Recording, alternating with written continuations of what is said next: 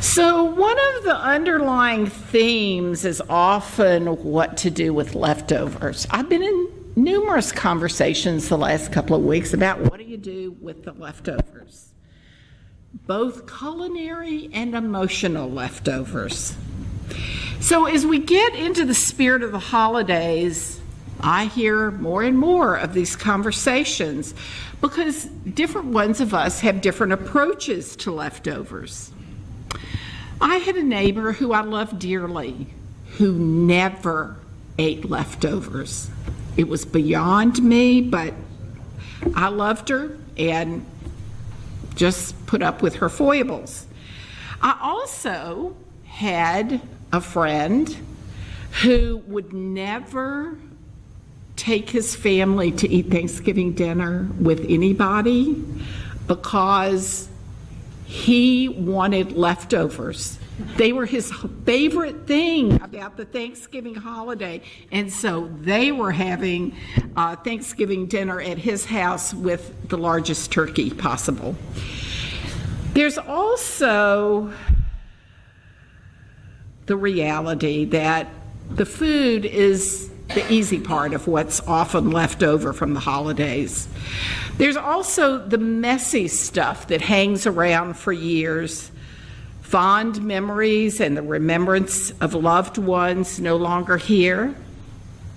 There are the not so beloved relatives whose actions and words cause us to roll our eyes or want to leave the table or the family. There are the old sibling barbs that come out no matter how old we are. I had a therapist friend when I was living in Athens who would say, you know, I'm in my 60s. It takes me about 2 hours to become a 7-year-old after I get in my parents' house. There are funny memories of ridiculous times, such as when the dog or the cat got the turkey. There are times of sharing our fondest memories of those we love. It's a very mixed bag. This is certainly a time of year to keep our good humor and our tolerance. For many people this time of year, there's a blue malaise that hangs around, and for some of our friends, we need to be sensitive to spending time with them. Others of us find an exuberance in the midst of decorating and celebrations. Holidays, we have all kinds of leftovers. For lunch today, we get to share the bounty of leftovers, and it might be a good time for us, once we get our food and sit down, to share some of our family members that might be appropriate for a multi-generational meal. The beloved UU minister Gordon McKeeman wrote a meditation about leftovers that I share with you. He wrote, "Sometimes I enjoy cooking. I've discovered that one of the greatest culinary skills is making new creations out of leftovers. It takes imagination. It takes a little skill with spices, herbs, and sauces. The achievement is a satisfying and palatable meal from leftovers, and it can be a model of how one might. The first thing you need to do is open the refrigerator door." The kids reminded us of that. "You'll see an assortment of things, containers, jars, bags, boxes, and things wrapped in foil, wax paper, or plastic. Now I invite you to open a different door, the door of your past. What you find there will be leftovers too. You will probably find your family's voices, their admonitions, perhaps their praise, maybe their blame, their warnings, some expressions of their love, their anxiety. You may find traces of their uncertainties, problems, and hopes. You will rediscover some decisions you have made without thorough understanding of the consequences, about leaving home or not leaving, about when you decided to be married or not to be, or both, and to whom. You will probably remember some of the jobs you took, some of the jobs you wanted but didn't get, and some of the ones you thought about and turned down. You will also find some circumstances, accidents, diseases, and the times you were born into and lived through. You will find your family and some of the ways, its heritage, its customs, the habits that were funny or odd and are somehow deeply ingrained and make other ways seem even odder than your own. You will find people who touched your life in 1,000 and uncounted and unexpected ways, who were there at special moments and changed you or made you a gift. The gift of a smooth stone, a happy day, or an unforgettable experience. And there will be all the ruins, sorrows, guilts, regrets, along with the fears and hopes, dreams and doubts, forgivings and forbiddings. Don't we all have crowded refrigerators?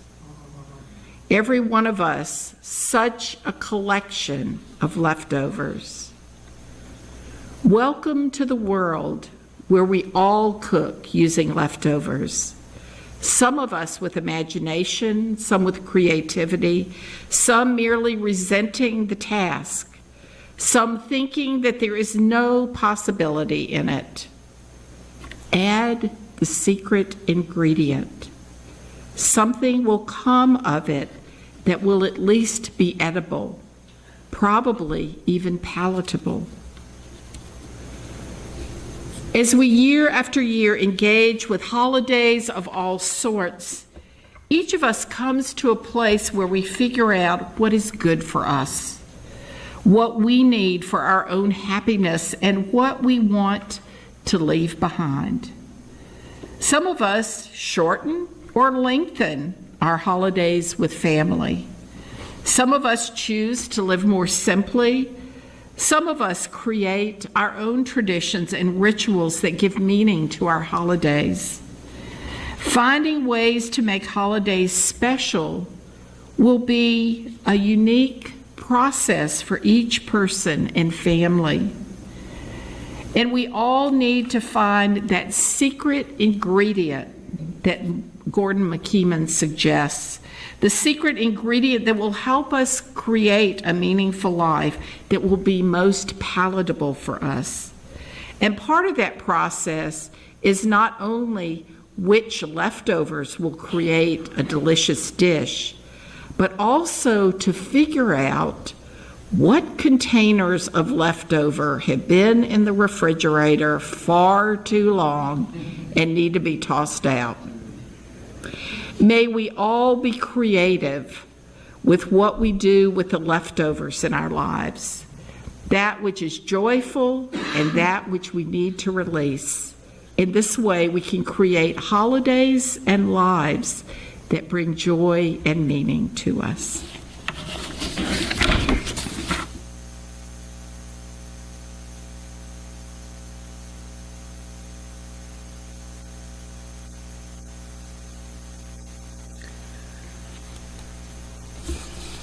In my growing up home, there were no food leftovers at home except for Thanksgiving turkey and Christmas ham.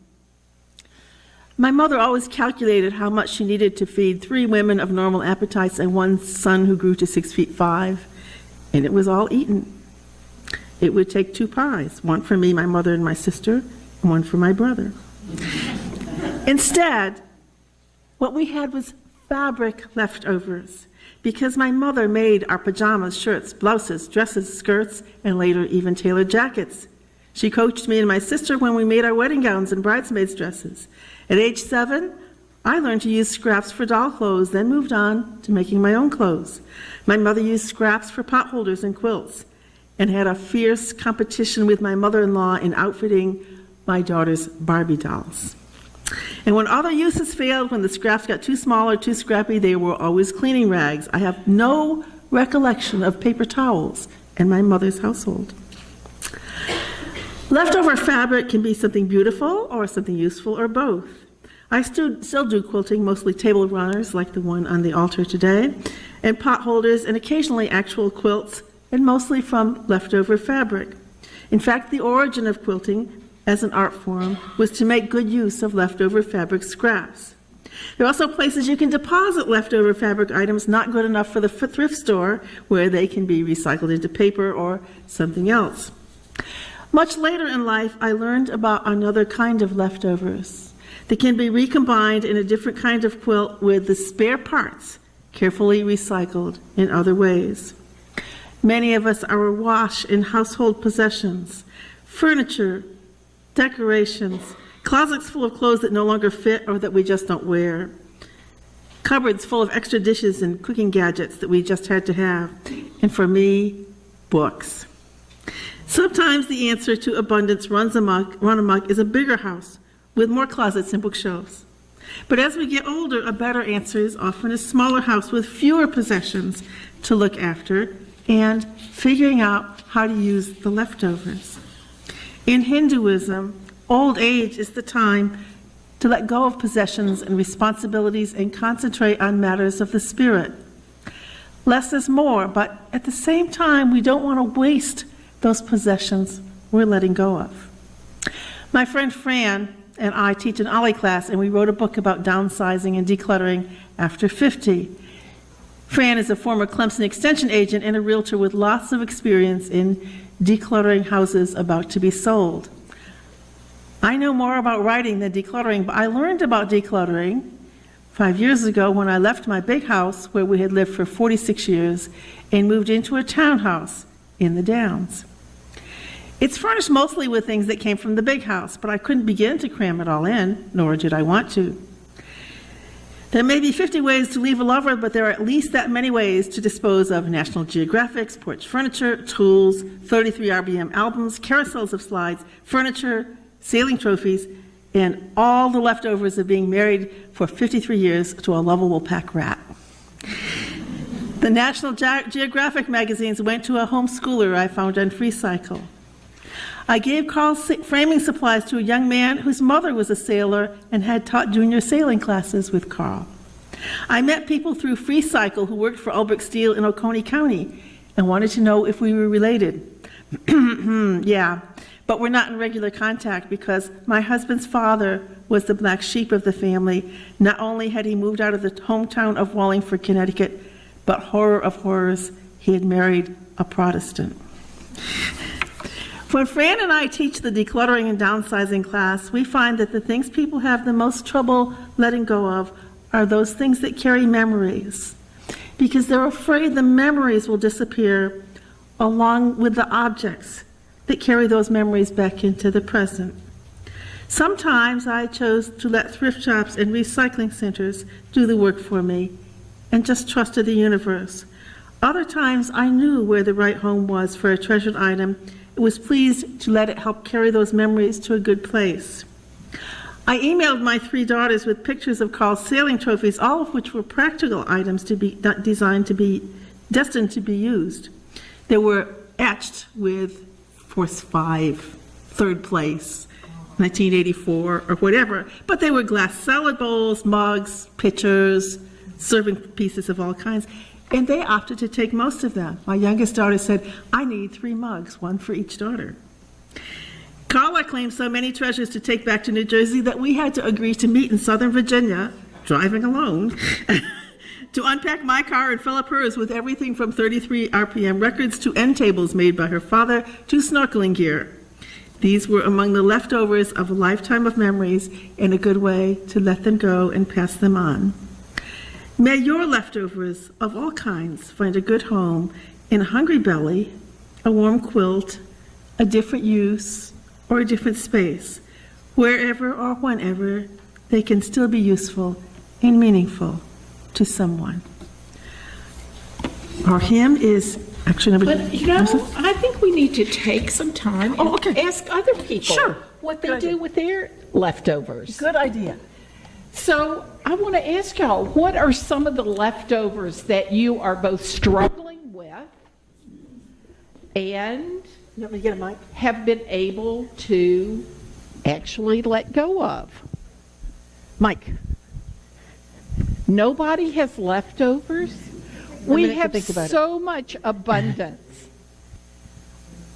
Carol. Well, can you hear me now? Yes. I don't have to talk too loud, so. I had actually to get rid of a lot of my parents' stuff that they gave me, and then the things that they did not have already given, if they hadn't already given out. My mother said before she passed away, I want you to destroy all my pictures, all of our pictures. She gave us all albums that she had made with pictures and stuff like that. She says, I want all the other pictures to be destroyed. And I said, no, Mother, I'm taking them. I'm not going to throw them away or burn them. Okay. Anyone else?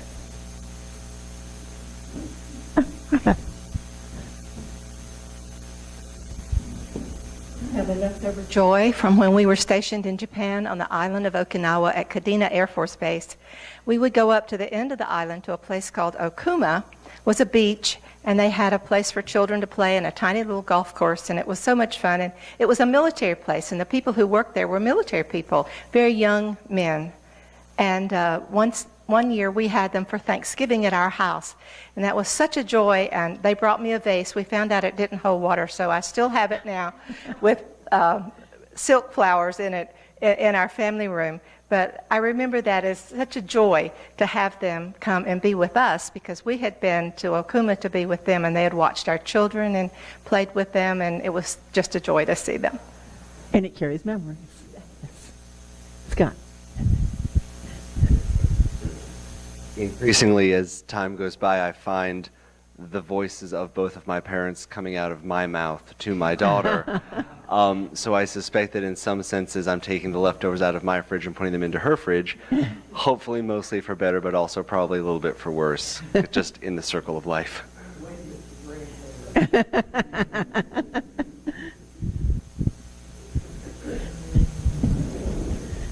My problem is leftover books. When I moved from my big house in Evanston, Illinois, down here to a small townhouse, I got rid of all my books, donated them to the Brandeis book sale, and I said I was only going to have 25 books in my house at any one time. Well, right now I have about 40 books, and I keep giving books away, but I always have leftovers. 40 books. I don't know how you can live with only 40 books. But that's a whole process. Let me get Lori first, and then Carol.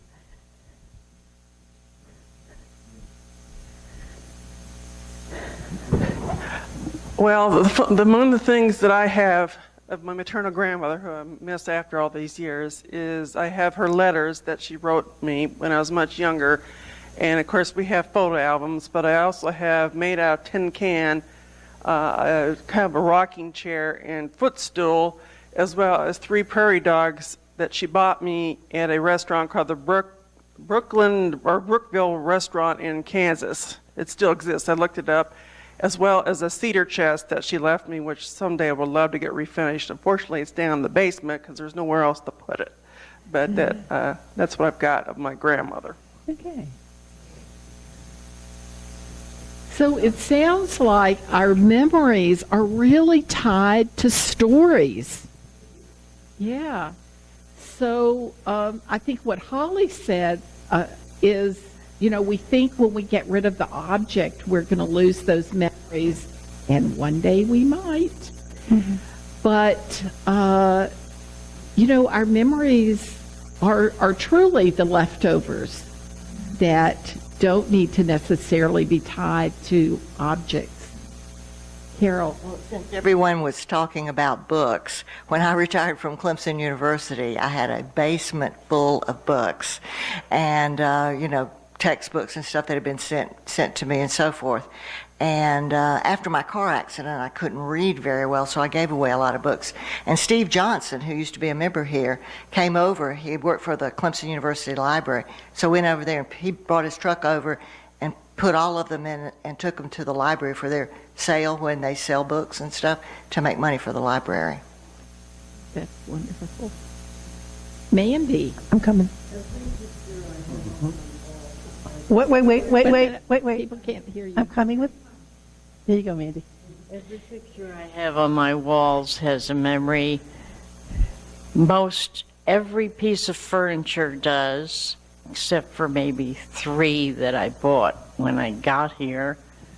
And I have scrapbooks galore of family pictures. Susan? A seasonal memory. I have Christmas ornaments from my parents' first Christmas together when my father was in the Air Force in World War II. It was 1942. And it were these beautiful wooden ornaments and spun glass ornaments. And they're a little shabby, but they bring back incredible memories, the hopefulness of a young couple starting off life together. So what do we do with our leftovers? I think we're in an age where reduce, reuse, recycle. So I think more of us in this generation are opting to enjoy other people's leftovers by not buying new things, or really recentering our lives around things that aren't objects, around friends, around events that happen, creating memories. When I was on sabbatical and in the jungle, there was this wonderful young couple who were from California, and they came and they said, we don't want possessions. We want to create memories together. And later I met another young couple who were doing that. So I think one of the things I find wonderful about many people in this younger generation is their relationship with things is really about memories of activities and things they've done together. And so some of us who are like in my generation or older are like, do our children want the leftovers that we're leaving? So I think part of the gift and the challenge of this time in history as the world is changing so quickly is how different generations perceive what gives them good memories. It may not be objects. It really may be a dinner with dear friends or a trip or other things. But I think what is important is for us all to create a life that has objects, or not necessarily objects, but events that help us create a meaningful life, so that in the end we can really celebrate all that is our life.